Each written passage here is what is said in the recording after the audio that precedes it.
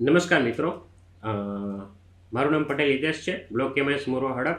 આજે આપણે આ વિડીયોમાં શીખીશું જી શાલા એપ્લિકેશનમાં નવું વર્ઝન આવી ગયું છે. તો નવું વર્ઝન આપણે કઈ રીતે આપણા જ્ઞાનકુંજના જે લેપટોપ છે એની અંદર કેવી રીતે અપડેટ કરવું એ બાબતનું. પછી જ્ઞાનકુંજની અંદર જી શાલા ઇન્સ્ટોલ થયા બાદ લોગિન કઈ રીતે કરવું, આઈડી, પાસવર્ડ, પછી એ જે જી શાલા એપ્લિકેશન છે એનું કન્ટેન્ટ એટલે વિડીયો, એ વિડીયો કયા જગ્યાએ સ્ટોર થાય છે તો એને આપણે જોઈશું. અને પાસવર્ડ ભૂલી ગયા હોય તો એને આપણે કઈ રીતે રીસેટ કરાય એ પણ આપણે શીખીશું. તો ચલો સૌપ્રથમ આપણે જી શાલાનું ઇન્સ્ટોલેશન જોઈએ. આપણે જી શાલાનું ઇન્સ્ટોલેશન જોતા પહેલાં આપણા લેપટોપમાં જૂનું વર્ઝન જી શાલા હશે. સૌપ્રથમ આપણે એને રિમૂવ કરવાનું છે. તો રિમૂવ કરવા માટે શું કરવું પડશે? તમારે તમારા પીસીની અંદર કંટ્રોલ પેનલ આવે છે, એ કંટ્રોલ પેનલમાં જવાનું. કંટ્રોલ પેનલમાં તમારે જવાનું. કંટ્રોલ પેનલમાં ગયા બાદ પ્રોગ્રામ એન્ડ ફીચર્સ આવો ઓપ્શન આવે છે, તો એના ઉપર ક્લિક કરવાનું. એટલે તમારા પીસીની અંદર જેટલા પણ સોફ્ટવેર ઇન્સ્ટોલ હશે એ બધાનું લિસ્ટ આવી જશે. તો આપણે આની અંદરથી જી શાલા ગોતવાનું છે. તો અહીં કોઈ એક જગ્યાએ ક્લિક કરી અને કીબોર્ડમાંથી જી પ્રેસ કરવાનું. જેવો જી પ્રેસ કરશું એટલે જીની જે સ્ટાર્ટ થતા છે એપ્લિકેશન તે આવી જશે. એટલે આ રહ્યું આપણું જી શાલા વર્ઝન 1. તો જી શાલા વર્ઝન 1 છે એના ઉપર ક્લિક કરવાનું. પછી અહીંયા અનઇન્સ્ટોલ છે, ત્યાં પણ અનઇન્સ્ટોલ આવશે.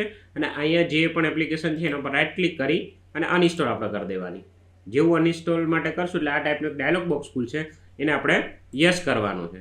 હવે અત્યારે જી શાલા આપણી અનઇન્સ્ટોલ થઈ ગઈ.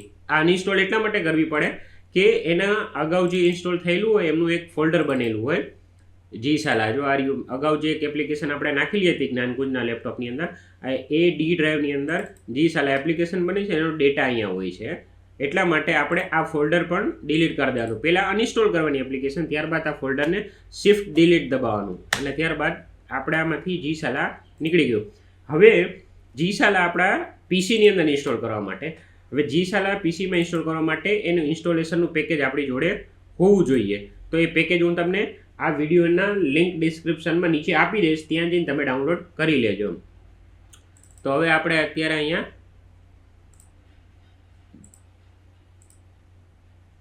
જી શાલામાં સોફ્ટવેરમાં મારી પાસે આ પેકેજ છે.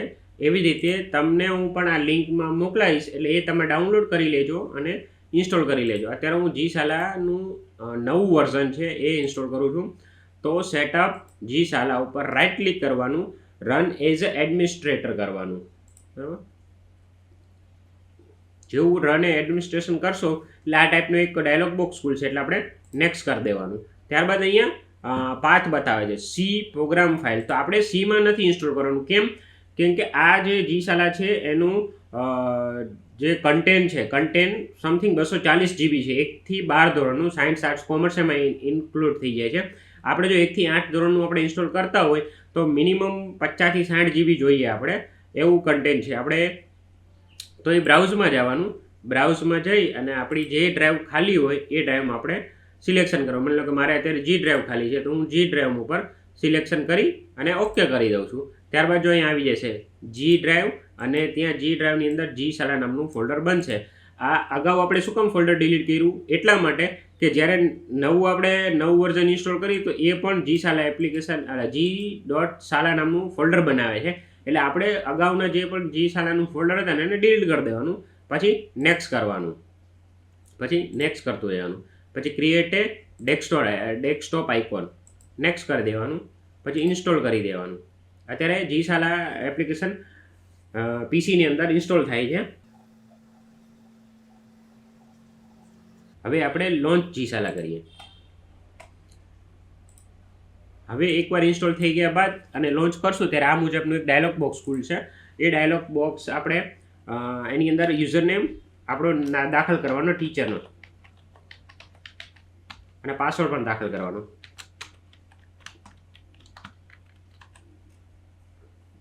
અને આપણે રોલ છે એ ટીચરનો પસંદ કરવાનો. જેવો તમે આવી રીતના લોગિન કરશો, સક્સેસફુલી આઈડી પાસવર્ડ રહેશે તો ન્યૂ સોફ્ટવેર અપડેટ ફાઉન્ડ એવો મેસેજ આવશે. તો આપણે એને ઓકે કરી દેશું, એટલે નવો સોફ્ટવેર આપણો અપડેટ થાય છે. હવે થઈ ગયું જી શાલા અપડેટેડ સક્સેસફુલી, ઓકે કરી દેવાનું. એટલે ફરીથી આપણે લોગિન કરવાનું પૂછે.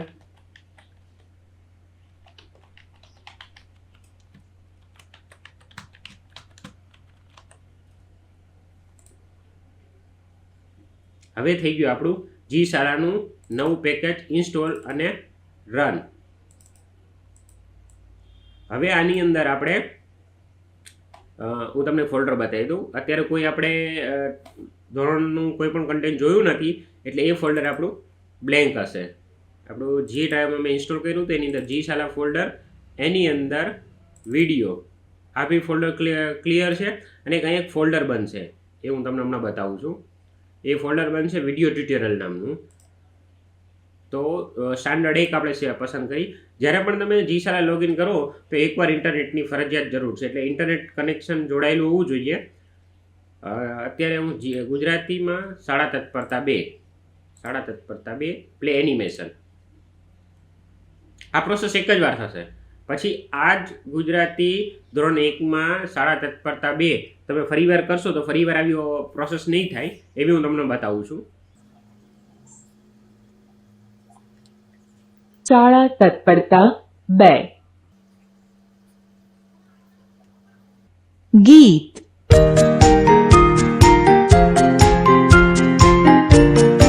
આવી રીતે આપણું કન્ટેન્ટ વિડીયો नाना नाना तारलिया तो टम टम करता हंसता ક્લિક કરી દેવાનું એટલે પુશ થઈ જાય છે. नाना પછી જો હવે આ આપણું કન્ટેન્ટ છે એ વિડીયો જોવાનું પૂરું થઈ જાય તો અહીંયા ક્રોસની સાઇન છે એટલે આપણું ક્લોઝ બટન, તો ક્લોઝ ઉપર ક્લિક કરી દે તો ક્લોઝ થઈ જશે.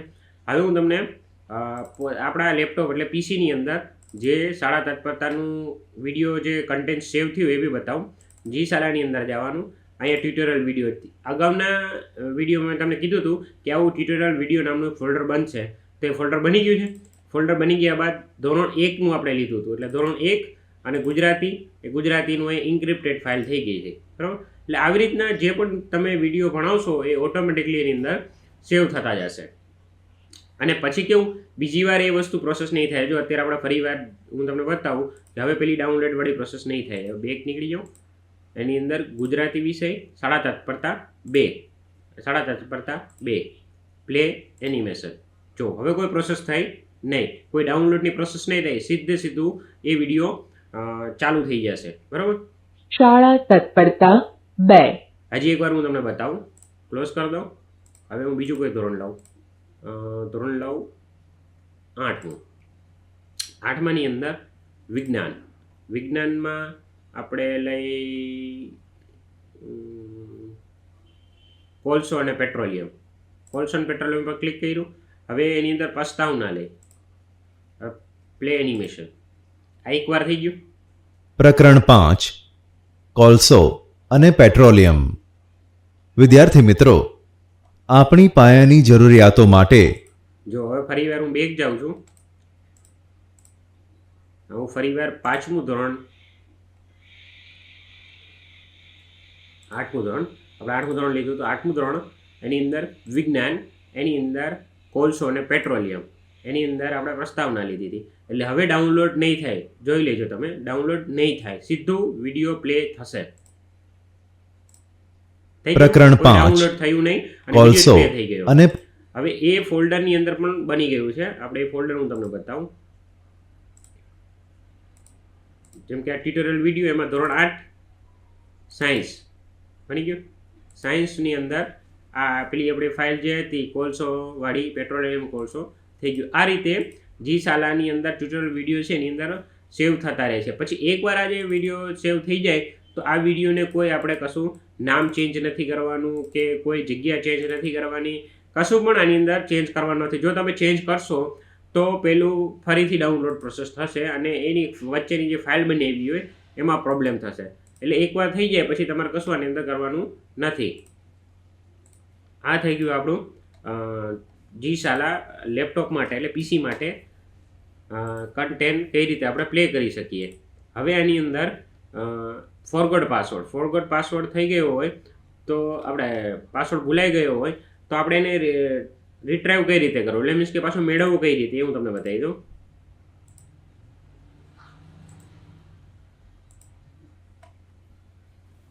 એનો પણ મેં એક વિડીયો બનાવીને રાખ્યો છે યુટ્યુબ ઉપર, એ પણ હું લિંક ડિસ્ક્રિપ્શનમાં નીચે મૂકી દઉં છું. તેમ છતાં તમને અત્યારે બતાવી દઉં છું. નમસ્તે મિત્રો, આજે આપણે જી શાલાની અંદર લોગિન થયેલા પાસવર્ડ જો તમારાથી ભૂલાઈ જાય નંબર તો કઈ રીતે રિટ્રીવ કરાય એ બાબતની પ્રોસેસ છે.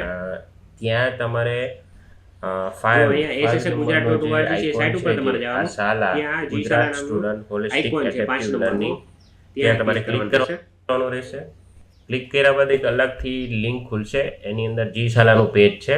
તો આની અંદર તમને જી શાલાનો લોગિનનો પાસવર્ડ તમને ખ્યાલ નથી, પાસવર્ડ ખ્યાલ ના હોય તો તમારે અહીંયા ફોરગટ પાસવર્ડ છે, તો ફોરગટ પાસવર્ડ ઉપર ક્લિક કરવાનું છે.